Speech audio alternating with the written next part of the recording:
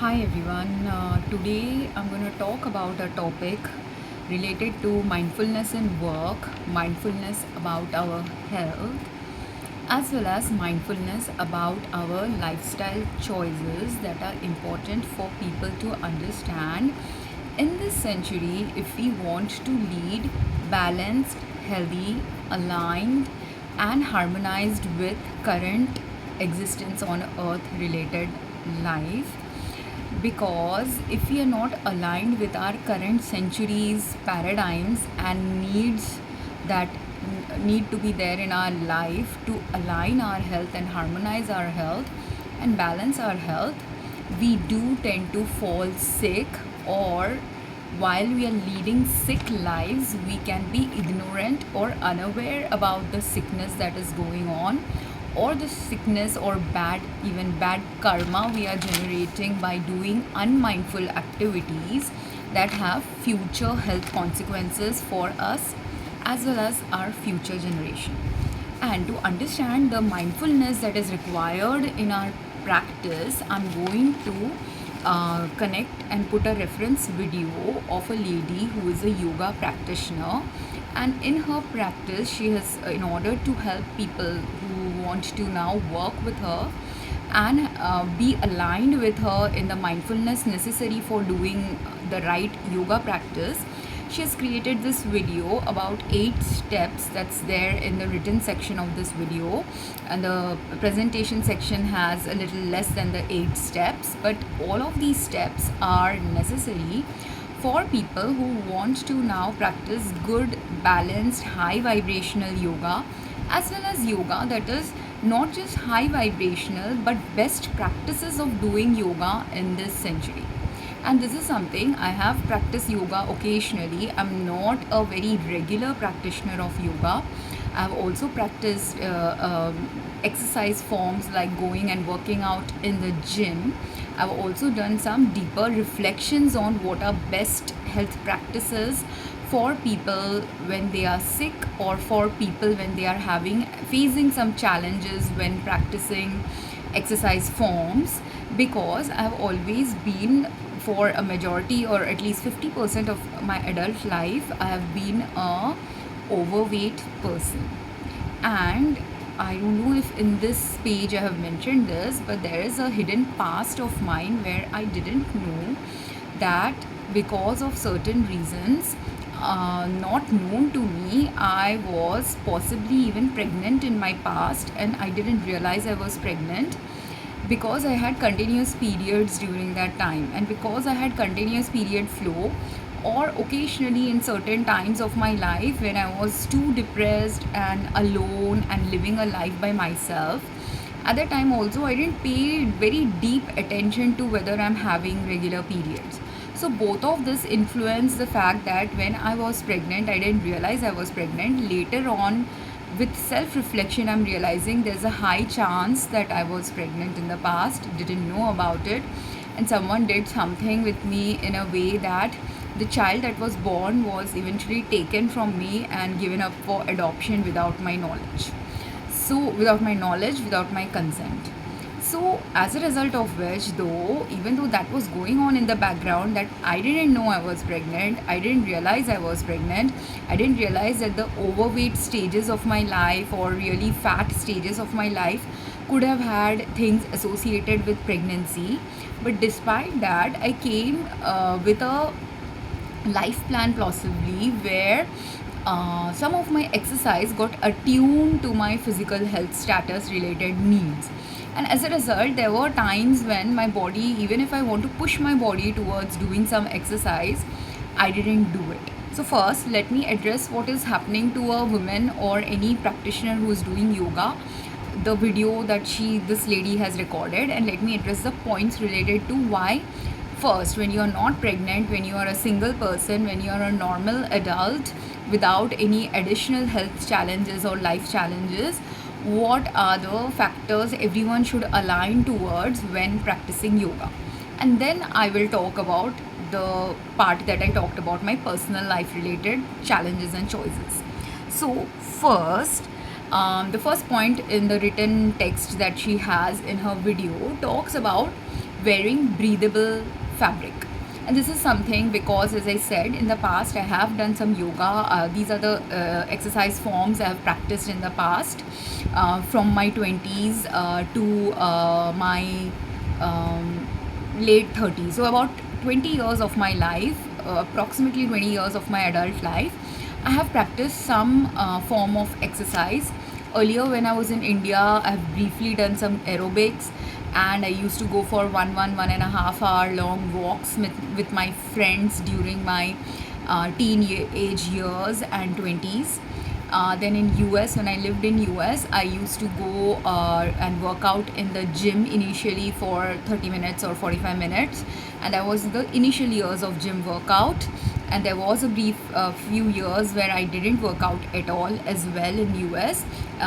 When initially I was adjusting to the life in US, at that time point I didn't do any exercise forms.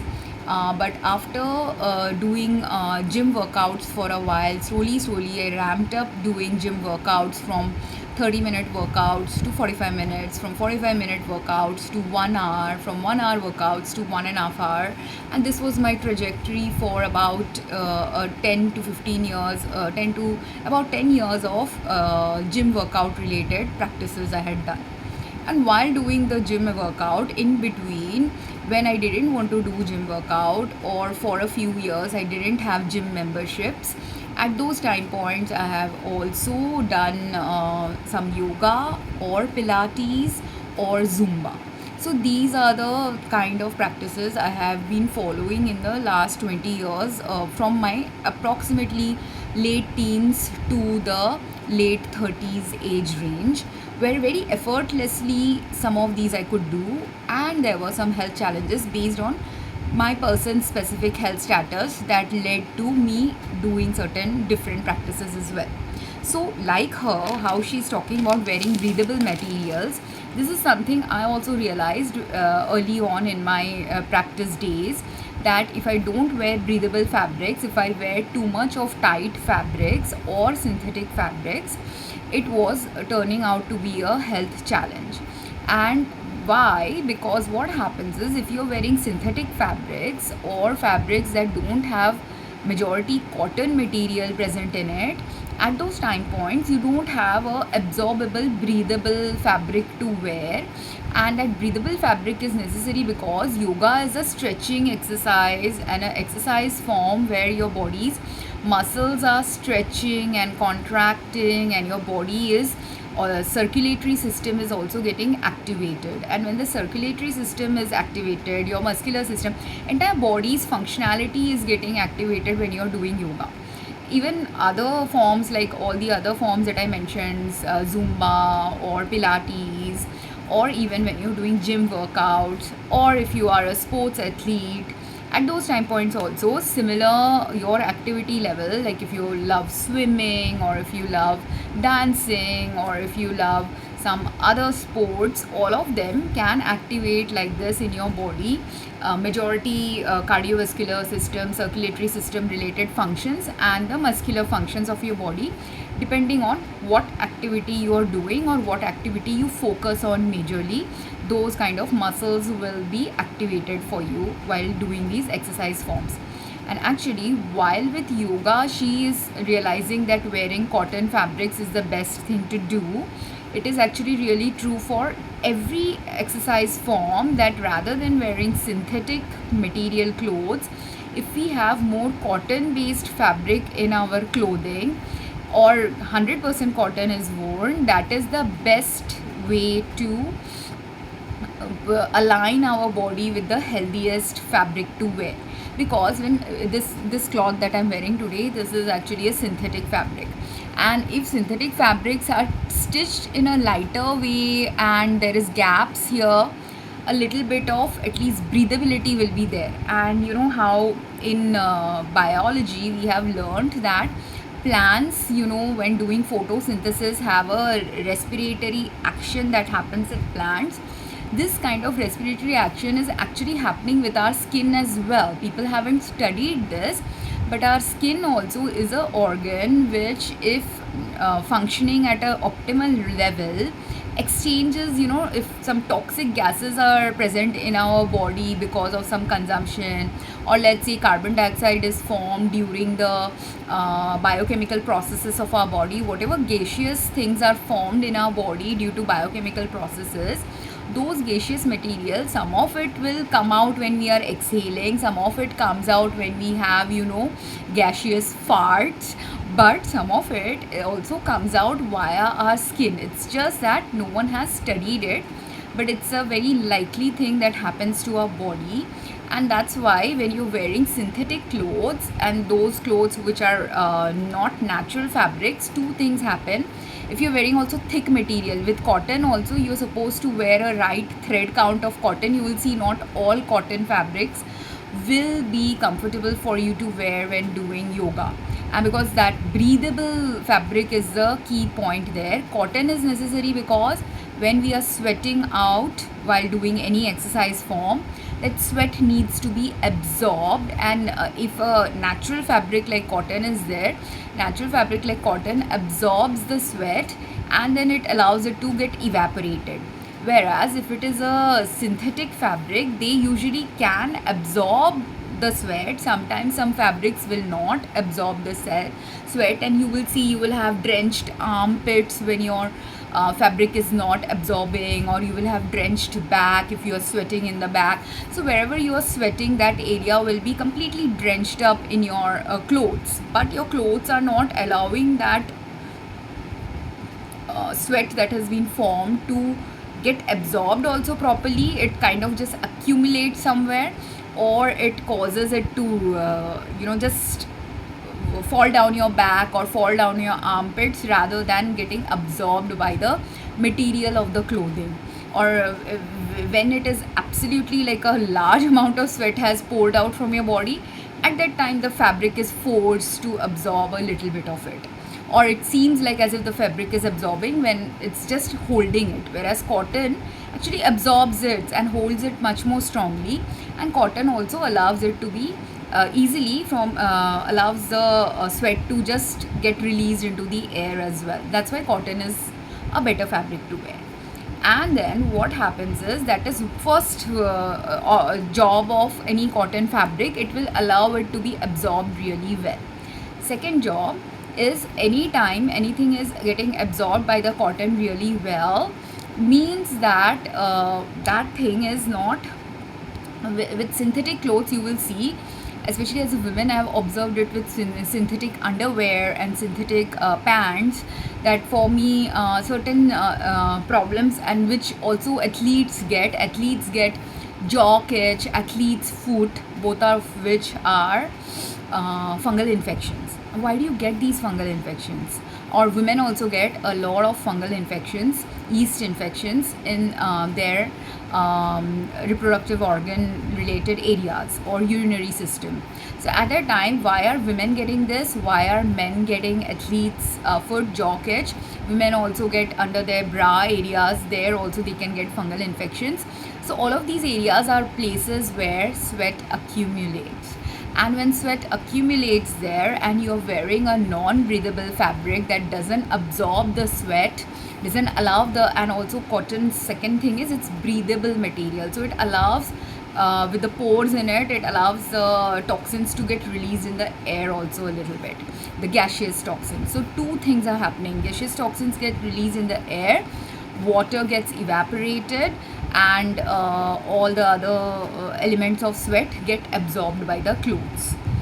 But at that time, that's why cotton is important. Whereas if you're wearing a synthetic fabric, this is not happening, and because accumulation of moisture is happening in certain areas and pockets of your body, like accumulation of moisture can happen where your jaw itch is happening, where your athlete's foot is happening, where your bra areas are causing accumulation of sweat, your armpits. All of these areas are areas susceptible to now infection related to fungal infection. Sometimes even bacterial infection can arise, because the non-breathable fabrics allow the water just to accumulate, and because the water is pooling there, and not just the water, with sweat other things are also pooling there, and in that pooling area Now fungus and all these infections can start very easily perpetrating itself.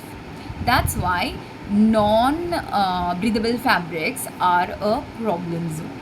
Okay, but here now there is another challenge that is happening on earth that also people need to realize, because all of these I also learned about yoga and other fabric related challenges. And in India, that's why I learned when I was living in India, because humidity is also high. When you live in humid places, or you're doing humidity increasing activities or sweat increasing activities, in both these times the accumulation of fungal infections are higher.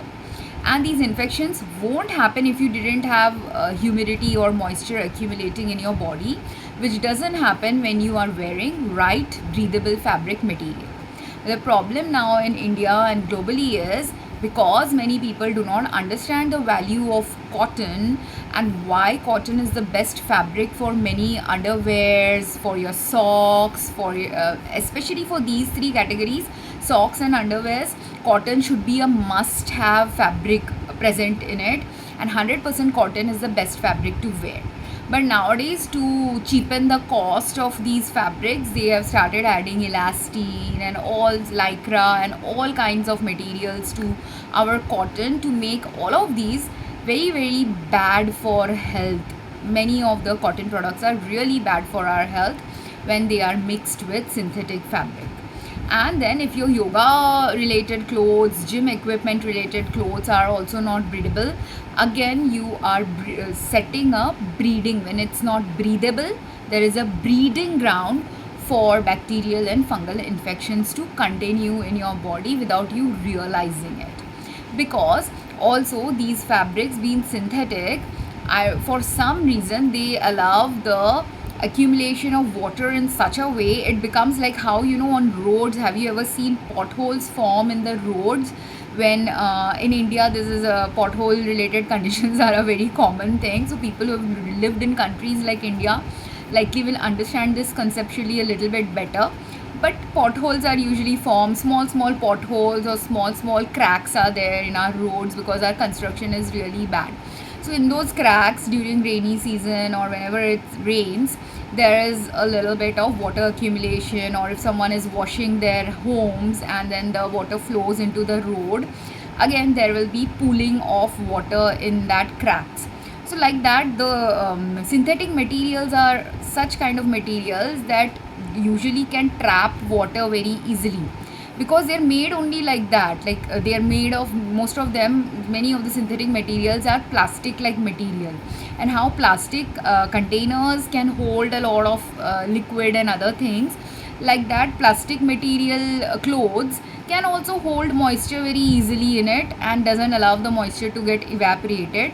And then in that moisturous area, the fungus and mold from our atmosphere, from our body, from the foods we have consumed, from our environmental toxins, all of these sources can then just be accumulating there slowly and building over time. The higher the, and this I found, I had gone to a Bikram yoga class in US for a few months. And in the Bikram yoga class also I found that, and that it's a hot yoga class where hot humid conditions are kept specifically for doing that type of yoga. And that place had the most fungal smell in that classroom. Because of this reason, people are not wearing breathable clothes. People don't understand that breathable clothes are necessary. Sometimes even the ventilation system that is used to, because I was living in Utah, which is a very cold place. So in winter time, when the temperatures are supposed to be like below zero sometimes, or 10-20 degree cold weather is going on, at a time in the classroom the heating is going on. So they had a AC system which would heat up the place rather than cool the place down. So those systems also, if not maintained, again the breathability of filters also are important issue. Multiple places are there where breathability and natural fabrics are required, but because humanity has forgotten what is natural, what is aligned with health, what is best practices for health, all of these things are distorted currently in human perceptions. Understanding about how each level of unmindfulness or lack of understanding about true health supportiveness is leading to smaller accumulated degrees of health harm in our body, which eventually leads to a grand scale health harm in any body where too many bad practices are going on related to any health practice, any exercise regimen practice, or anything else that we do in life. This is the basic principle all of us need to awaken to. When we will awaken to, it will depend on our degree of understanding, our capacity to understand the information I'm discussing here, and the information that you are able to now bring into your practice in individual practices as well as collaborative practices with your family or social group that you're doing an activity with. Because, for example, this thing that I talked about, the Bikram Yoga Studio in US, in a cold weather country where fungal infections are now spreading because of hot humid conditions, where it is understandable that in a cold country where people don't have a deeper understanding about what fungal infections can do, they will not understand the implications of fungal infections that easily. But in a hotter country, because I had already lived in India, I understood that the fungal infection is going on there, or I clicked on that information sooner because I had already spent, before going to US, 22 years of my life in India. I used to visit India, so the hot humid climates of India and material related challenges when using fabrics which were not cotton, all of this led me to understand this deeply, how fungal infections were developing in my foot or in my underwear related wear at that time point. Because when you're younger, only athletes for jaw itch, bra related areas fungal infection, all of chest area related fungal infection can develop. These are the initial stages of infections that will develop when you are younger, when you are occasionally using some non-cotton fabric material, and when your body is at a healthier status. Minor level infections will be going on. But this is the same thing which escalates into a deeper level infection, escalates into something which can also actually lead to your death, which happened to one of my family. I later on realized they had a deep fungal infection going on in their body, because for years and years they had ignored many fungal infection related parameters, where initially everything starts with just simple skin irritation. Like I keep doing in many of my videos this, because there's some fungal spore contamination in this home. I've tried to cross ventilate some of the rooms, but this room that I stay in, cross ventilation related issues are a little bit of a challenge because of other health related problems. So I can't always have cross ventilation in this room, and because I can't always have cross ventilation in this room, the fungus keeps perpetrating in this room if moist conditions are left in this room. And then while I can't see the fungal spores in my with my eyes, every time it is hitting my skin, it is irritating my skin. And not just fungal spores, there are some construction things also going on. So sometimes the ceiling related cement could be falling down as well. Microscopic amounts of it might be falling down. So the fan is also going on. So if dust has accumulated in the room, some microscopic dust particles also could be falling down. So these are all the things that are irritating my skin, and that's why I do this. But the skin irritation is the very absolute microscopic level of a health challenge when something is wrong in your environment.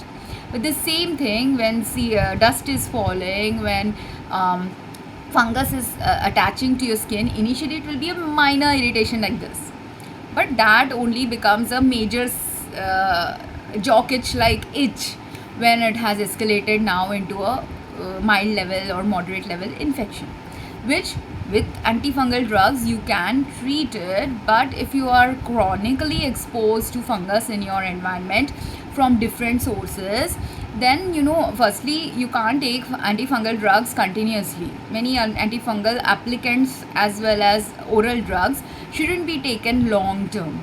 Secondly, many of them can lead to rebound infections, or if you're the main thing about antifungal drugs is, or any kind of fungal infection related, main principle related to it is that you need to eliminate the source of the fungal contamination in your life. So if there are fungal contaminations from 10 sources, you have to work on the 10 sources, then only you will actually have best health.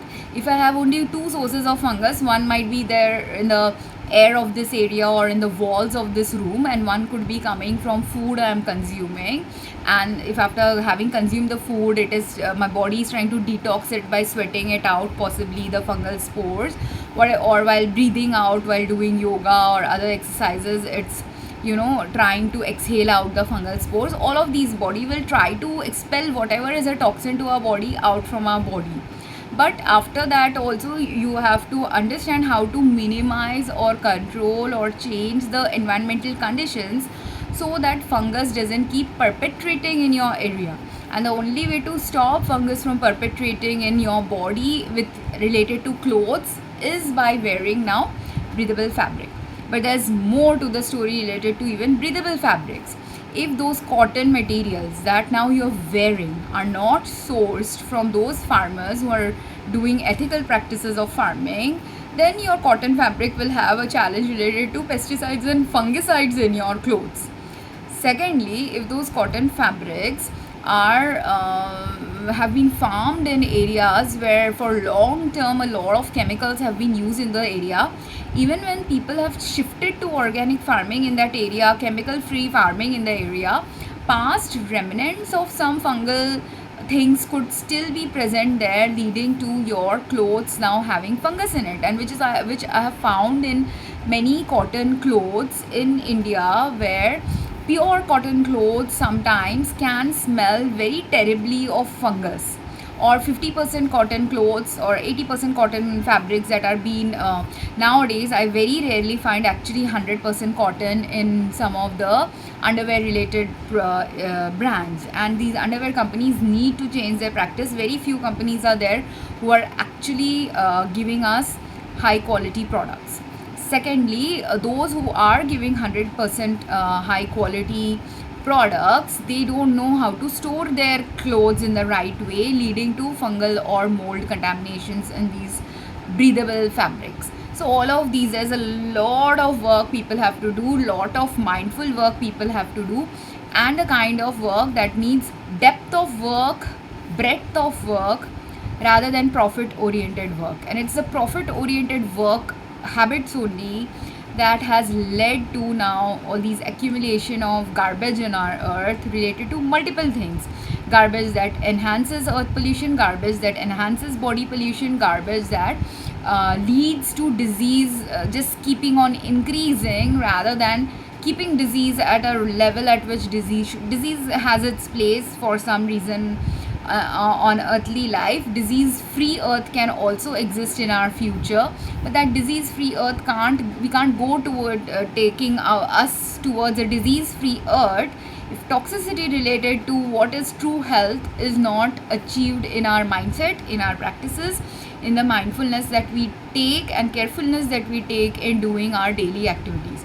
And that's why only many of us need to take rest. When I said in one of my few of my previous videos, I've said a little bit about how global economy needs to slow down or global crashes might happen in certain industries. All of these are going to happen because those industries need to crash to first understand. Some industries need to crash to understand where they have gone grand scale wrong in their practices. Some industries need to crash in a slow scale where they have not done a lot of wrong, but they might have done a lot of right, but they still need to realign. So when crash or downturns are happening, in downturns you're supposed to realign your business, harmonize your business, harmonize your practices, to take the time when I'm really busy, like as a pharmacist, I used to work on the weekdays. We used to have really busy workflow of customers, but our customers somehow understood.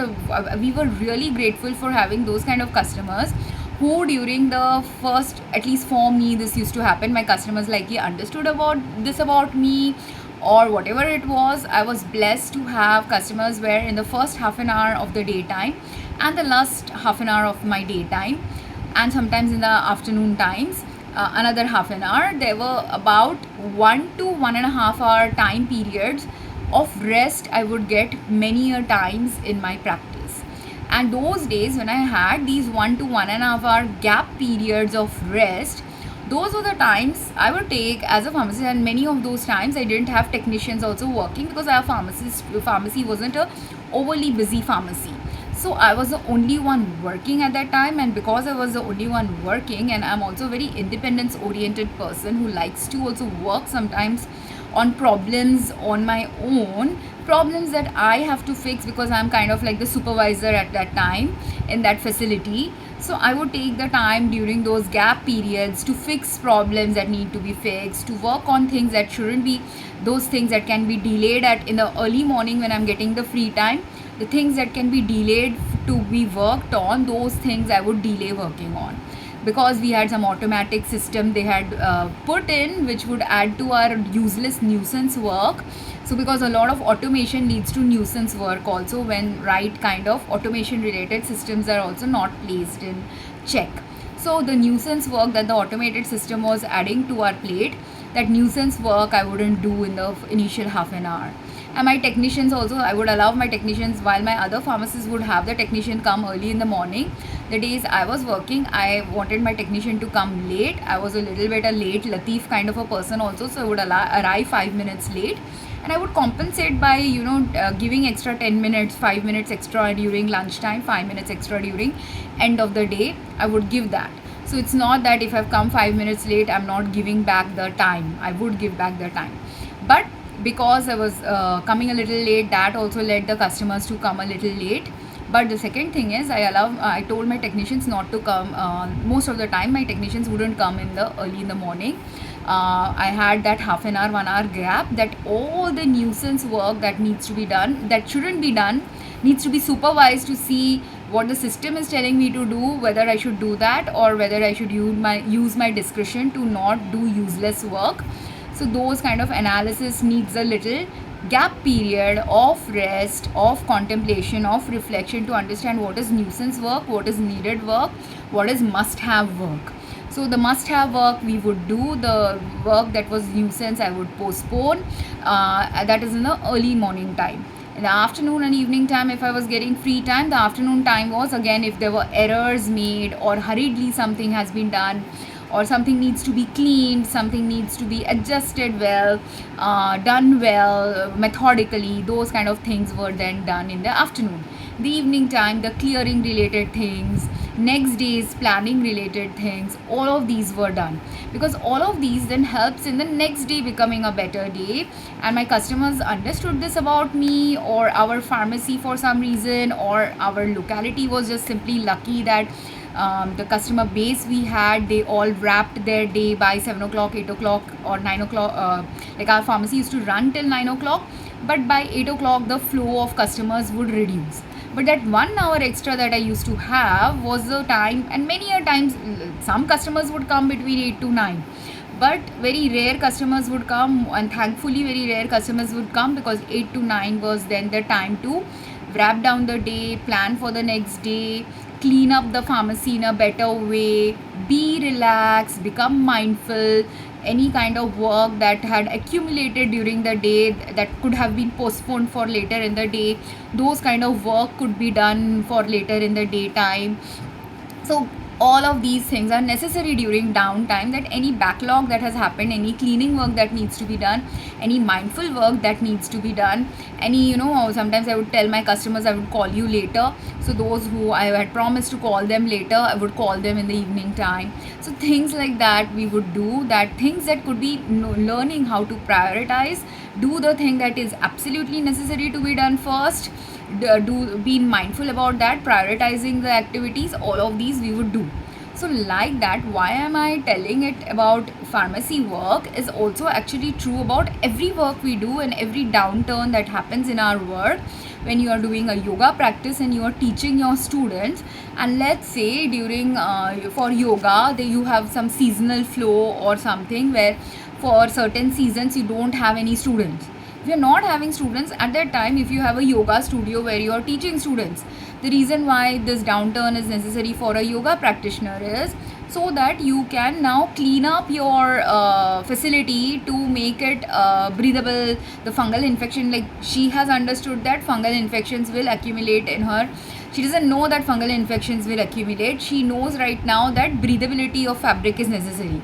But now if she or other yoga practitioners listen to this video, understand the concept that when hot and humid workout is being done, not just in a yoga studio, could be a pilates one, could be a zumba one, could be a aerobics one, could be a facility where just the filtration system has some accumulation problem related to fungus. All of these can be a problem zone in any exercise facility. So at those time points, their floors, if wooden floors are there, I have found in India wooden floors in classes that I have taken in gyms and aerobic places that I have gone to in India, I have found heavy fungal infection there, because a jaw itch, if you're not wearing breathable clothes, those non-breathable clothes are causing fungal infection. That fungal infection, now that you're working, fungal spores can be easily dispersed in the air. So while it is there in your shoes or socks, it also can get dispelled in the air while you're working out in the gym or a facility where you're doing some workout, and then you can get infections from there. I had literally some skin infections happening in a very congested, crowded class room, where actually the classroom is meant for only about approximately 20 students, max maybe 25 students can fit in that area. Even 25 is a lot. So about 20 students should be ideally fitting in that studio, but they were taking double the number of students, which is a very much of a problem zone. First, you can't exercise well, there was not enough oxygen in the rooms, there was not enough workout space, like to do zumba workout, aerobic workout, pilates workout, yoga workout, you need a lot of room around you also to do the exercise, but that room around you was not available in those classes. Plus, bacteria was accumulating, so I got heavy bacterial infection, bacterial or fungal infection at that time in that classroom. So these things are things when your downturn is happening, or the days when a studio has, and I had actually suggested, I took the class only for a month and suggested to the teacher that you should actually be distributing your classroom into more workouts. Like if there's demand, she had demand, she also had the whole studio rental for the whole day, so she can take more classes if she wants, she can refuse students if she wants, she can increase the fees of the students, she can hire someone else to take classes for additional students. There are many ways in which you can make your business a functional business, the right business, which supports the health of the people. Because is it health supportive if you are creating conditions where health supportiveness is not there? I might be going there for an exercise regimen, but that exercise regimen, when it is adding to my health challenges, doesn't support my health, even though outwardly it might make me reduce weight in some ways, inwardly all these infections and other problems were happening. So that's why it's important that when your business is going down, or there is a downturn, or there is a comment from someone why something is going wrong in your place, you need to address those things instead of taking it as, oh, I'm doing so well because I have so much demand. This is the problem also of many businesses. Many businesses fail to understand just because you have demand doesn't mean you're doing the right work.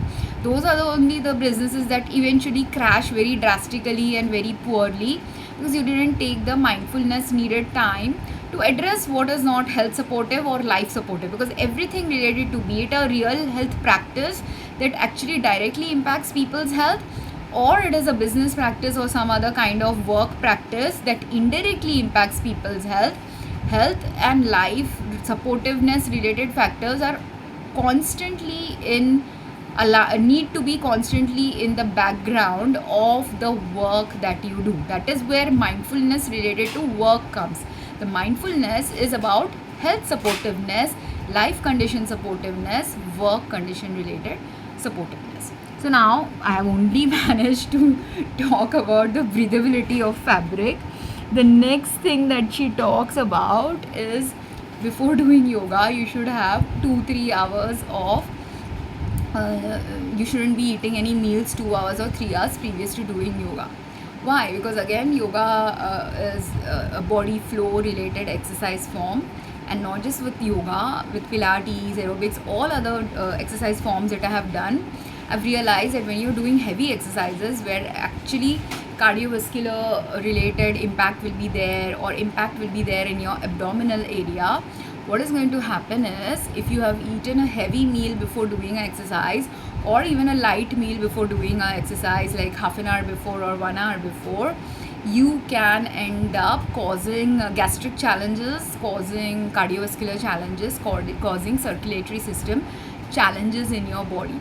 Because when you have eaten some food and it has gone into your stomach, what is happening is our body's blood flow is going to the stomach at that time, because that is the primary activity our body will be focusing on. Because I have consumed food, I need to do digestion, the food needs to be absorbed into my bloodstream, nutrients need to be absorbed in my bloodstream.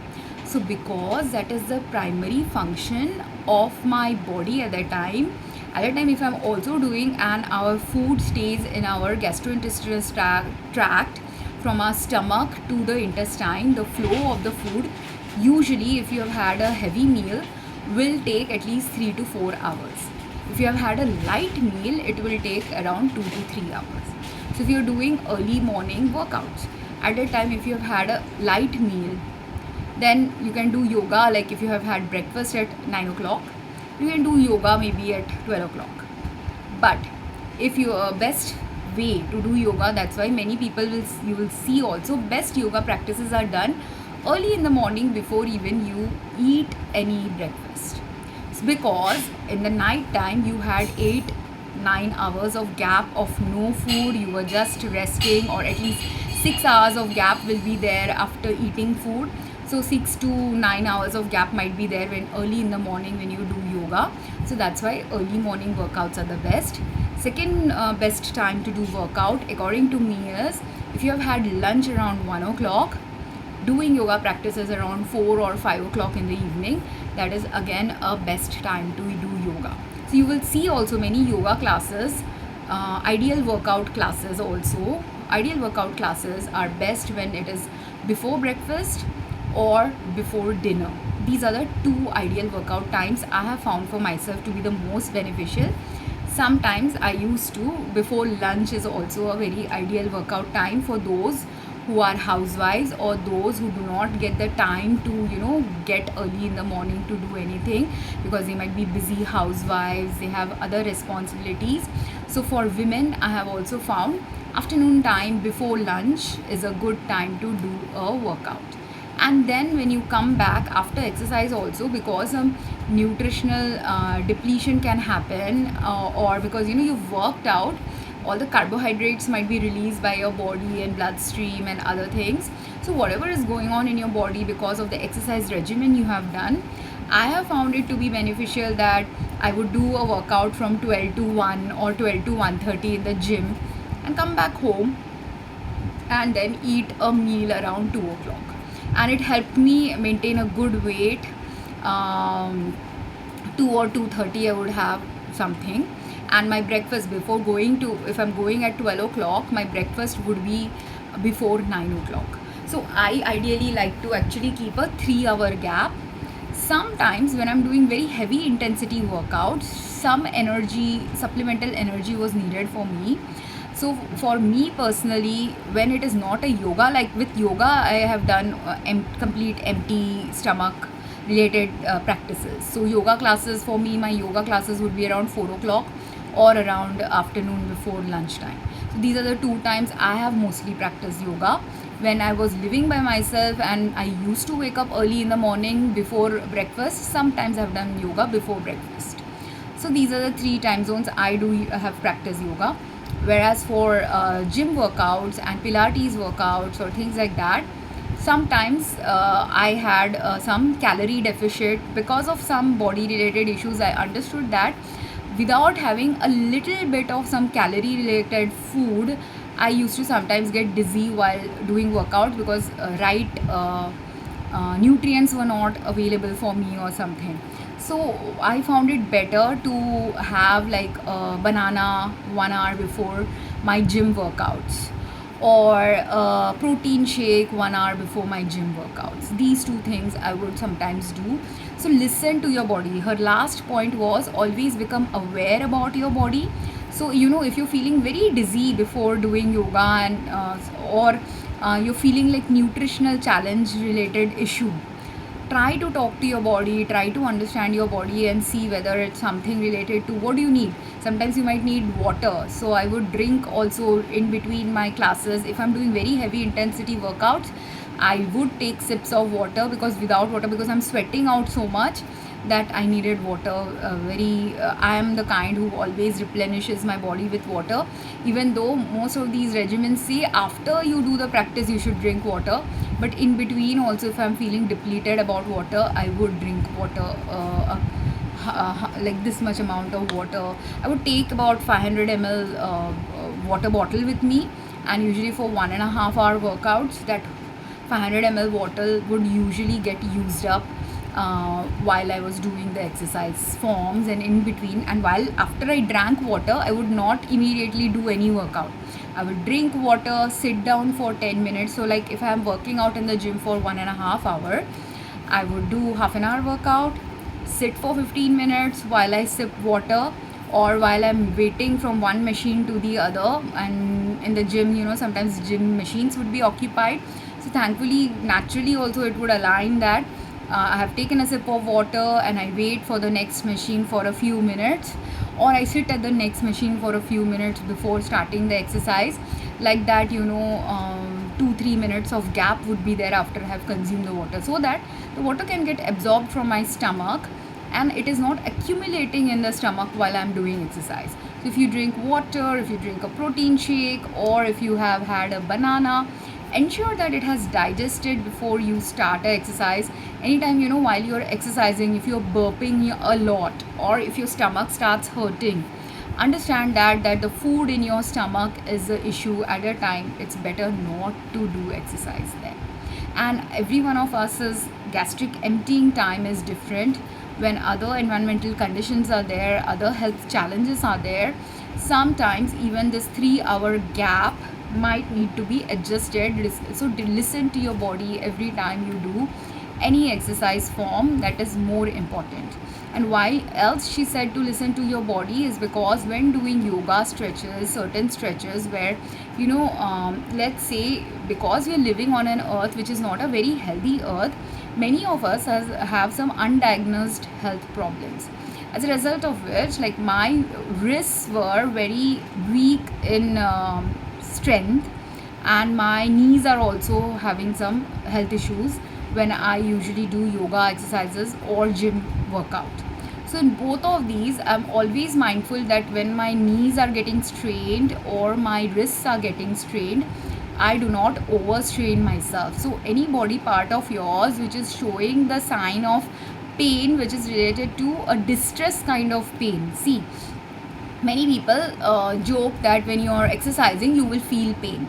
Yes, you may feel pain, but which kind of pain should you be feeling when exercise is the right kind of exercise? Is the muscle pain you will be feeling, because your muscles are getting stretched and worked out.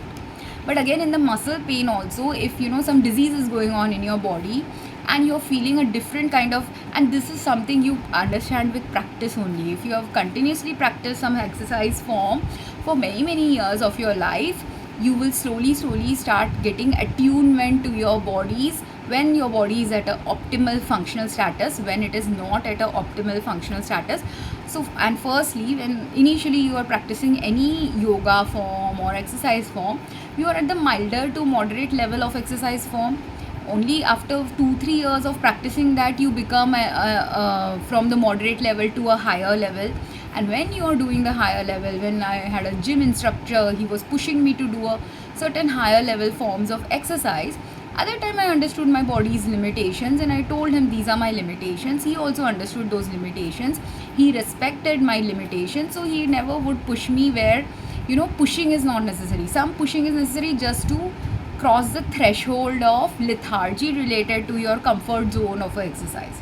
But some pushing shouldn't be done when it is going to damage your organs. So like, if pushing will lead me to, because of some nutritional deficiency, cause breaking down of my muscle, or cause a tendon rupture, or cause some broken fractures, micro fractures, which I have to be attuned to my body to understand that when I'm doing this is harming my body. And this is where also mindfulness related to exercise has to emerge in all of us when we are doing anything, where you don't blindly follow your teacher. Your teacher will give you, when I used to do yoga also, not every teacher is a mindful teacher. So let's say I had 4 or 5 yoga teachers, a few in India, a few in US, and sometimes I also watch online. So I have more than 5 people who have taught me some form of yoga. But out of those 4 5 good teachers that I had, the ones who are good teachers, they will tell you how to do a easier form of a exercise when they are teaching a class of, let's say, 20 students. And in that 20 students class, they know 10 students are expert students, 5 are new students, 5 are have done yoga in the past. Now for the ones who have done in the past or who are expert students, they have done the practice for many years, and if they were lucky to get a good teacher, the teacher would have already given them certain instructions. But the ones who are new, or those who didn't have good teachers, what would happen to them? They would never have had instructors who would tell them that if the teacher is showing a very difficult move, that instead of doing this difficult move, there is this easier move for those people who may have knee problems, who may have back problems. So sometimes teachers would give us these exercises where those who are good teachers, mindful teachers, know that people can have back issues, other health challenges. They give easier form of exercises to their newer students or students who have health problems, right? But those who are not that great teachers or who are new to teaching yoga, they do not understand the mindfulness needed while teaching as well. So as a result, those teachers are just teaching you how the techniques to do a pose. They are not going beyond that.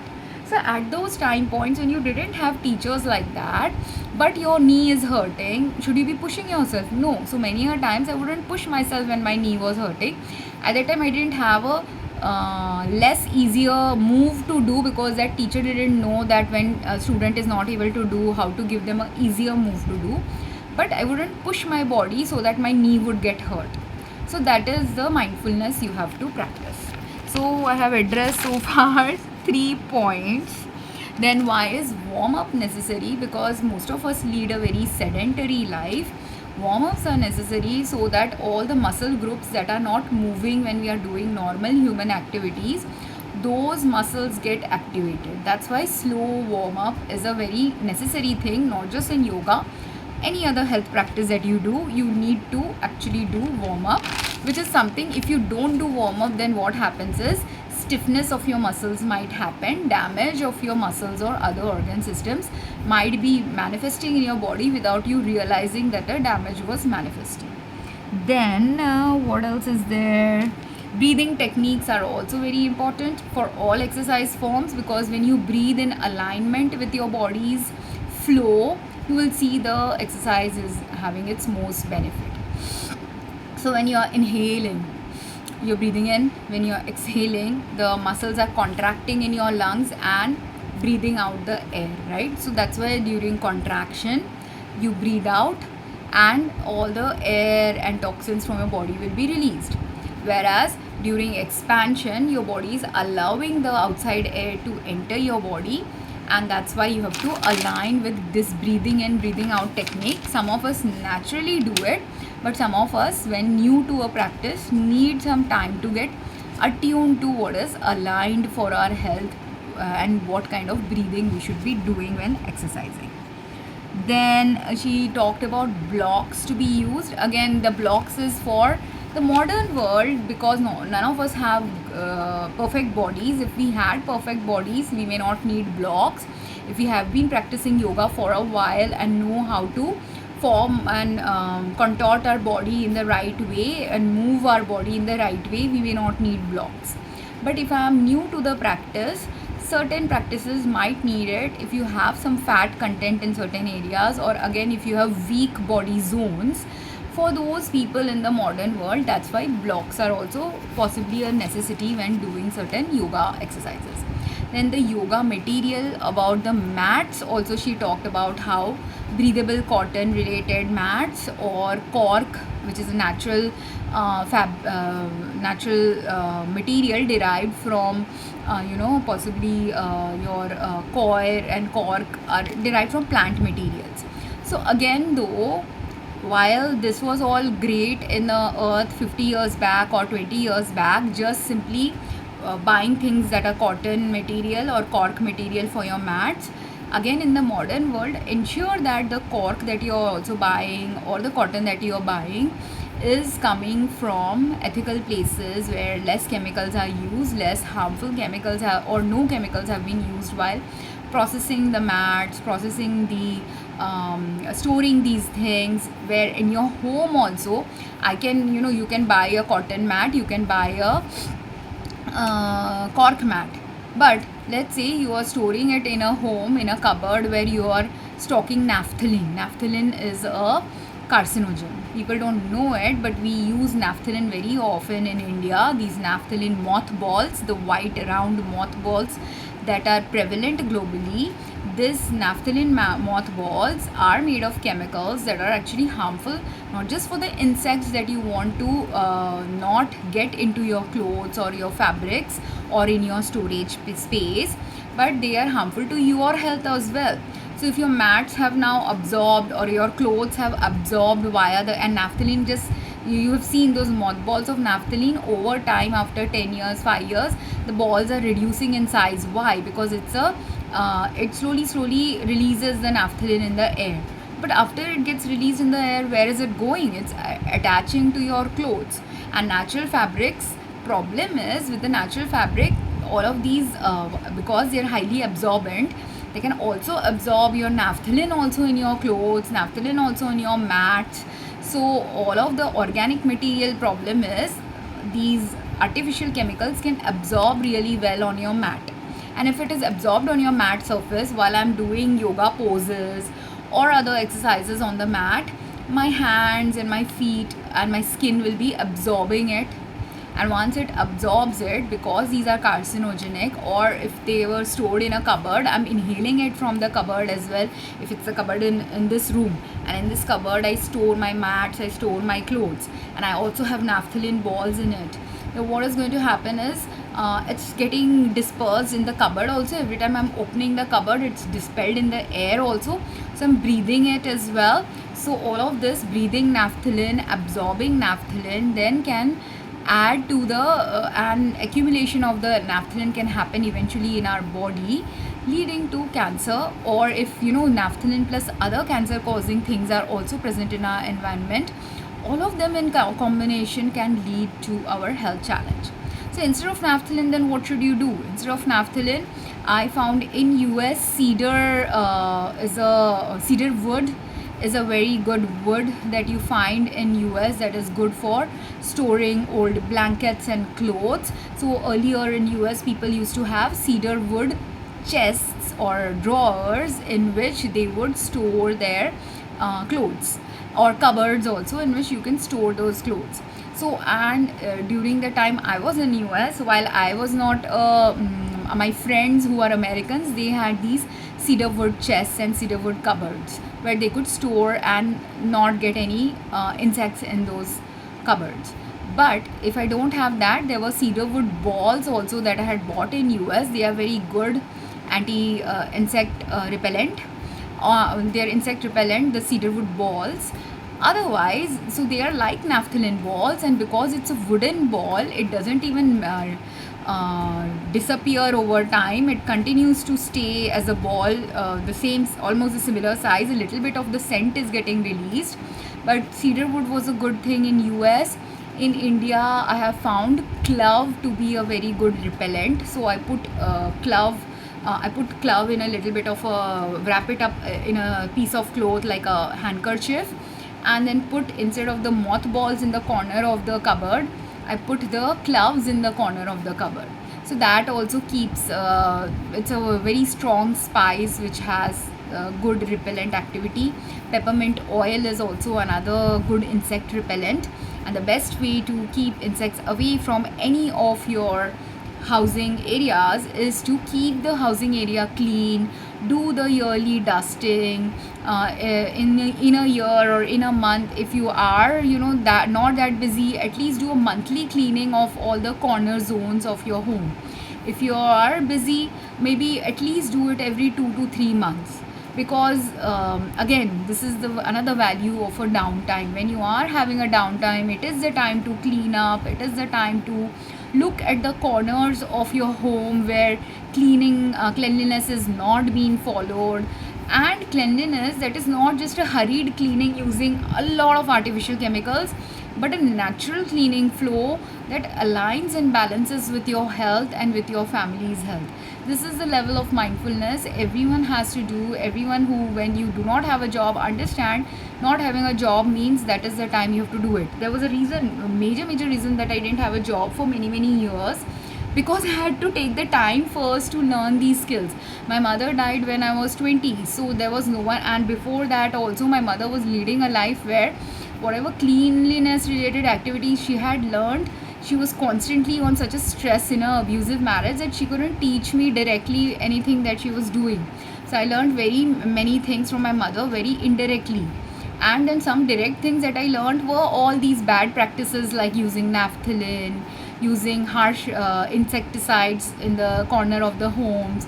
Because when you are busy, when you want to do things in a hurry, or easier life was achieved by people when they were spraying all these chemicals in their homes.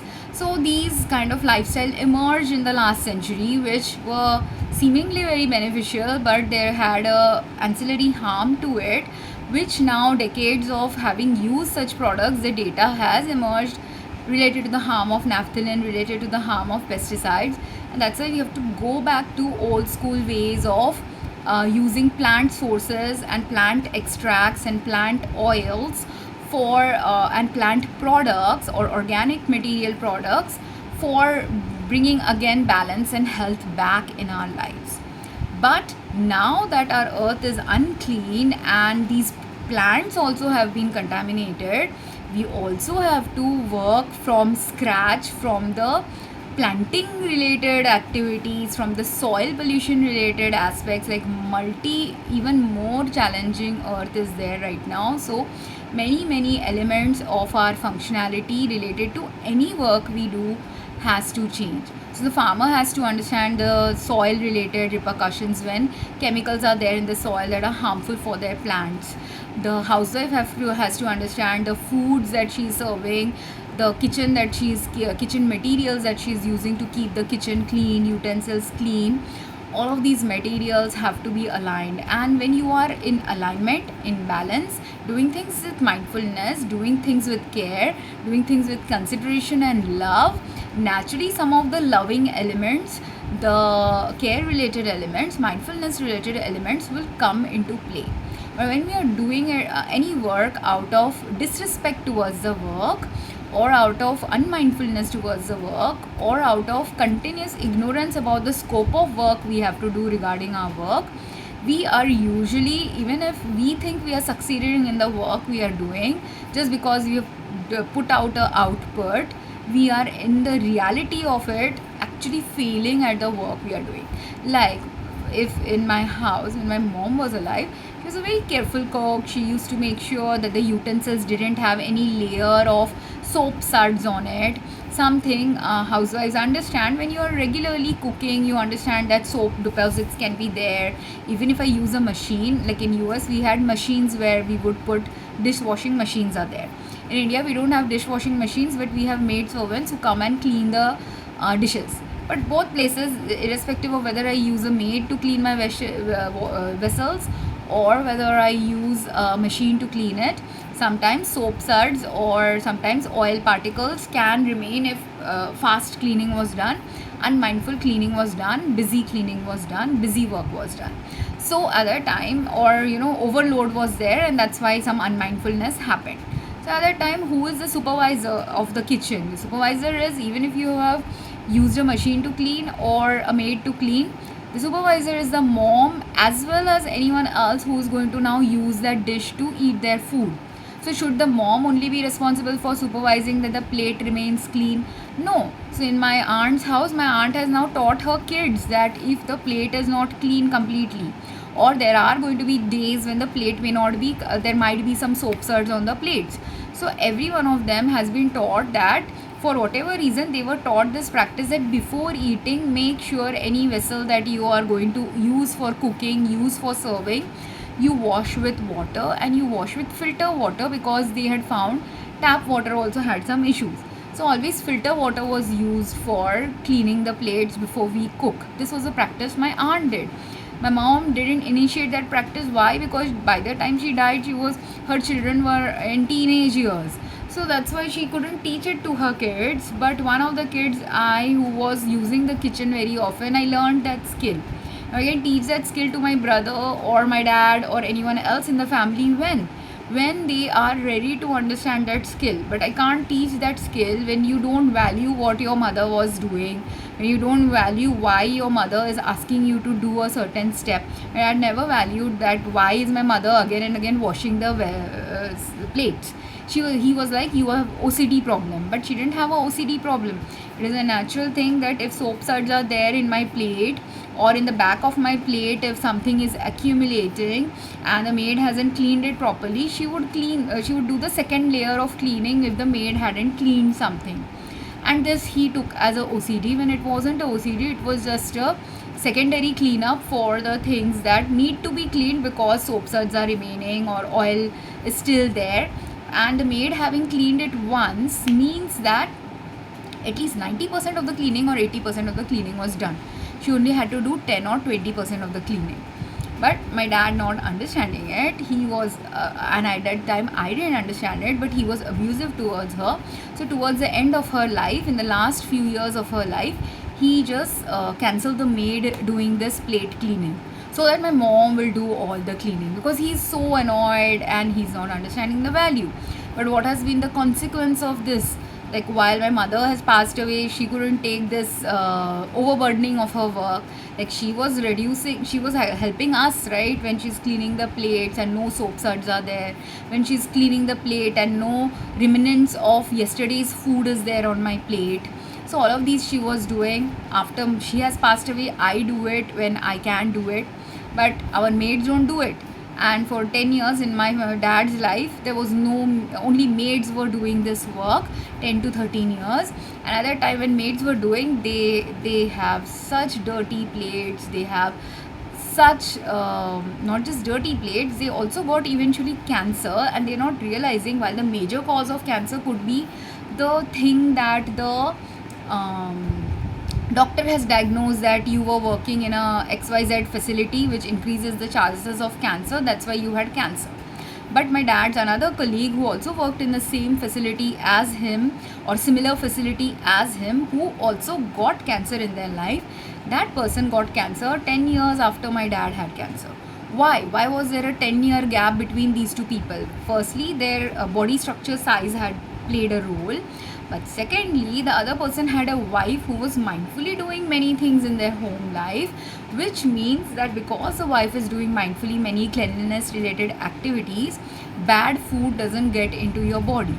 When bad food doesn't get into your body, contaminated food doesn't get into your body, chemicals related to cleansing agents doesn't get into your body, all of these also impact your overall health trajectory, and as a consequence it impacts your eventual manifestation of a disease. If a disease has to manifest, it will manifest. But how soon it manifests, the depth at which it will manifest, the severity of the illness, all of it is mitigated when you do the right mindful practices, when you understand the value of the right mindfulness driven practices. And while my mother in her generation understood that this second cleaning is enough, in my generation I had to understand not just the second cleaning is enough, I have to understand mold related problems, fungal related problems from the food I'm using, harsh chemical related problems from the newer toxic chemicals that are there in the market, do the right educational understanding of which chemicals, like, and my hand can only tell me this, like when you delegate everything to the maid. Another issue is when you don't do your work yourself. In Hindi there is a saying, apna kaam swayam karo, do your work by yourself. Even if you delegate some work to a maid, understand that the days the maid is not coming, you should be doing that work in order to understand what are the workflow challenges of that work. This is true of any business practice also. Let's say there's a business where someday your worker is sick, and many low scale, small scale businesses, the owner only will come and do that work. But why is it necessary for the worker to be sick so that the owner does the work? Or when the maid is sick, why the housewife has to do the work? or the other family also should chip in into the work, is because you understand then the health unsupportiveness related factors, health harming related factors that are prevalent in that work condition, that you being the supervisor of that house, you being the caretaker of your own health and home, you have to understand how to take the self responsibility of managing it. And that's why only in the modern world men also should be involved in the cleaning activities, and not just the superficial cleaning but the deeper cleaning that is needed to understand the deeper elements related to cleaning. Because I have had, when there are companies in India like Urban Clap, Urban Company, Helper, all these different apps have come up which hires a lot of men to do these work, because men are quicker and faster in doing some of the work, whereas women take time to do. But I found the women workers to be better workers because they are more mindful workers, they are more careful workers, they are not adding to the earth pollution. There were times when these apps have given me an alternative about using harsh chemicals or not using harsh chemicals. Even though I selected for the cleaning activity that do not use harsh chemicals, the worker who came, he's like, no, I'll use this chemical. I'm like, no, I said specifically in my instruction that I do not need the chemical that you are using. Please don't use it. But he is so hell-bent on being quick and fast in doing the work, he didn't listen to me. And now there the question was, should I argue? I could have argued. If I had health, I am the kind of person who will argue with the person. If I don't have health, or if I'm not frustrated enough, I'm also the kind of person who doesn't argue. So that day I let that worker go with using the chemicals. Like, I'm like, what can I do? He's not listening. I showed him that this is what you have to do, you shouldn't be using it. I also said, if you want to use it, use only little amount of it, instead of, he had a whole bag of a cleansing agent, which he has been taught that if you use this bag for cleaning this kitchen, that is what he has to do. But while he has been taught, he's an unmindful worker. He didn't learn that bag, how much of that bag should be used. If it is very grimy, like again, if you're a mindful worker, and being a housewife, meaning I'm not a housewife tag can't be given to me, but having been in my home for many years, managed my home in US and in India for many years, I know that what is the greasiness level needs. You need to adjust your soap or cleansing agents, even if it is a harmful cleansing agent or a mild health supportive cleansing agent. Either ways, you have to adjust it according to the greasiness and griminess and dirtiness of the surface you're cleaning. So it is not one size fits all. So if they have a bag like this is not a bag, but this is 100 gram 200 gram of powder that they have been given. If he uses the whole 100 grams for a place where only one capful was needed, he is adding to the earth pollution. If he's also using this whole thing where he was supposed to use it for 10 different facilities, he's going to run out of the chemicals also and then be in trouble. If he's also using when the customer has requested not to use this product, again he is uselessly using it, right? And there could be many reasons for I had health challenges. That's why I didn't want any strong chemicals. But because it was the kind of chemical which was not highly, it was I think sodium hydroxide or something alkalinity based chemical. So whatever alkalinity based chemical they were using, it does add to health harm. It does add to his own health harm also. I could see his whole skin was also very much calloused because of using these products. Another thing that people do not understand, when you are unmindful, you don't understand that the product that you're using at a useless level, product that you're using at a harmful level, all of it will add to your own hands health harm as well. Those people who do a lot of cleaning activities in their own homes, or are maids for other people, or are in these cleaning apps and doing cleaning activities at others' homes, most of the time in US people wear gloves. Now the use with gloves also there's other issues, but if you use your hands, it is the best way to clean things. But hands are also the best way to understand what is harmful to you. And if you become mindful what is harmful to your hands, you will become mindful. Overexposure to these chemicals in your body will be harmful to your health also in the long term. Hand is just the initial indicator, like how when I'm scratching my cheeks, when microscopic or nanoparticles of fungus and cement are dropping on my cheeks, that is the first indicator that something is wrong in this area. Now if I wake up and clean this home or do some other strategies, then I prevent that problem from escalating. But if I don't do it, no one does it, and nothing gets resolved, what will happen is the thing that was a minor level irritation will go from mild level problem to a moderate problem first. Then also, if it is left unaddressed, then from the moderate level problem it goes into a large scale problem, which happened to my aunt. I didn't realize this was happening to her. Initially, she had skin related fungal infections. I realized she was having fungal infections, and at that time, the norm of the fungal infection is take a antifungal powder and use it on your body. So, for jaw itch and all these problems, skin related problems, there are antifungal powders you get in India that the doctor prescribes to you, and you use it when you have that fungal infection. So, she was using it, but it was not completely beneficial to her because she had other ancillary factors, all of which I will not discuss here, but she had at least 3 other additional factors that were leading to the accumulation of fungal infection in her body via different ways, all of which in combination eventually meant that when she was hospitalized, in the hospital she kept getting repeat fungal infection. They tried to treat it again and again, but eventually, despite the treatment, and she was in the hospitalized care in a facility for 2-3 months, and despite 3 months of care in that facility post operation, she couldn't recover because the fungal infection was spread in her body at such a level that eventually it led to her death. So, which is something people don't understand. This level of health harm can manifest to you, and even though she was in a hospital, she couldn't be saved because she is beyond the level of care that even a hospital can provide. The hospital also had possibly some fungal infection related challenges they needed to understand, and this level of work people in her home life also had to do, in the hospital facility also people had to do. The level of work I have talked simply related to yoga practices or simply related to at home practices.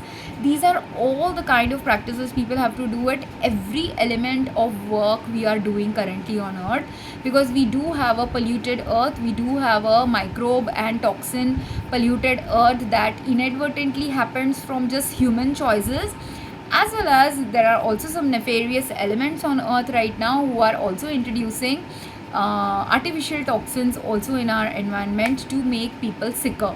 So all of these, and then if there are people who do not want to do health supportive activities, who have all these false belief system that if a housewife is washing a dish 2 times, she's been over careful. They just do not have the intuition, they're not tuned into the intuition as to why the wife needs to wash the vessel twice. You may it is okay to have if you have a mindful worker, like in my home, in my dad's home, I will say, there were 3-4 maids who have come in the many years I've lived with him or shared a house with them. And at that time, whenever I have been in this home, the workers, out of all the workers who have worked here, there's only one worker I would trust completely into giving me absolutely clean vessels. Other than that one worker, other workers I know are unmindfully doing it. Either they're overusing the chemicals or they are not using good clean practices. So other different things are going on where I know that worker is, except for that one careful worker, I knew rest of the other workers are not cleaning the utensils in the right way. And because I have a antisocial personality types coexisting with me, if I suggested that this person is the good worker, best worker to retain, because they are antisocial, they didn't want to retain that worker. That worker went away wherever. Doing mindful work always gives you more work, so she went eventually to wherever she got better work. But this is the problem, where if you don't also retain good workers, you're microscopically at every single stage where you do not even hire the right people to work, you will yourself not do the right work, you are yourself not doing the right understanding of what is needed to keep your individual health as well as a family health or a group health at safety levels, all of which also adds to unsafety related conditions, either in your personal life or in your work life or in your professional whatever profession you practice, that life, even in your social life. These will happen because we also organize social events, we also do social gathering related activities everywhere. Whatever we do on earth, always consistently, mindfulness is the number one rule that should exist. Carefulness, thoughtfulness, understanding of the deeper elements of what you're doing has to exist, when it doesn't exist. The places where it exists the least is the place where the most disease, the most destruction, the most problems arise in those areas. I hope this was meaningful and beneficial for people listening to this video. Thank you for taking the time to watch this. Have a great day.